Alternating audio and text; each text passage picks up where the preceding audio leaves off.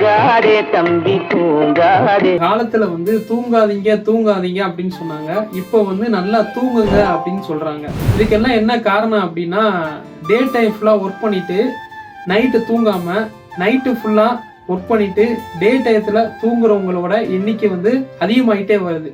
நைட்டுல வந்து நம்மளுடைய screening time, அதாவது லேப்டாப்பு, மொபைல் போனு, டிவி, இது அதிகமாக நம்ம யூஸ் பண்ணும்போது நம்ம எப்போ தூங்கினாலுமே அது வந்து ஒரு டிஸ்டர்பன்ஸ் தான் இருக்கு. இயற்கைக்கு மாறா நம்ம எது செஞ்சாலுமே நமக்கு டிசீஸ் வர்றதுக்கு அதிக சான்சஸ் இருக்கு. பொதுவா 6 to 8 மணி நேரம் தூங்குற ஒரு தூக்கம் தான் நல்ல தூக்கம்.